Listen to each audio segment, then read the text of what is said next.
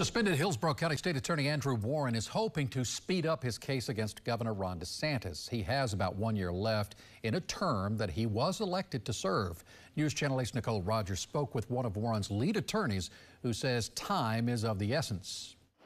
A whirlwind this week in the case between the governor and Andrew Warren. Warren publicly announced he wasn't seeking re-election. Then 2 days later, the court released an opinion saying he won his appeal against the governor. We spoke one-on-one with one of his lead attorneys this morning to answer the question, what happens now?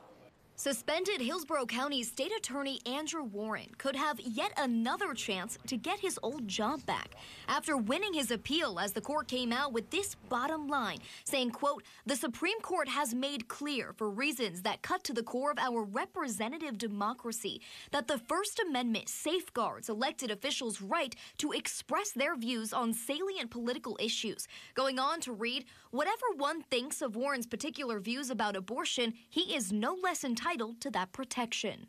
At this point, the ball remains, the proverbial ball, I should say, remains in the 11th Circuit's court. The 11th Circuit needs to act and issue a mandate. It's that mandate one of Warren's lead attorneys, Jay Caboo, wants expedited, and they filed this motion hoping to do just that. We certainly understand that the courts are going to take some time for these proceedings, but we would hope this is measured in days, and at the latest weeks, not months. Why is it so urgent now to get this ball rolling? It's always been urgent. We filed the lawsuit, a matter of weeks after Mr. Warren was unconstitutionally suspended from office. Elections matter. And this election elected Andrew Warren, and he is not doing the job he was elected to do. So from that standpoint, it's always been urgent.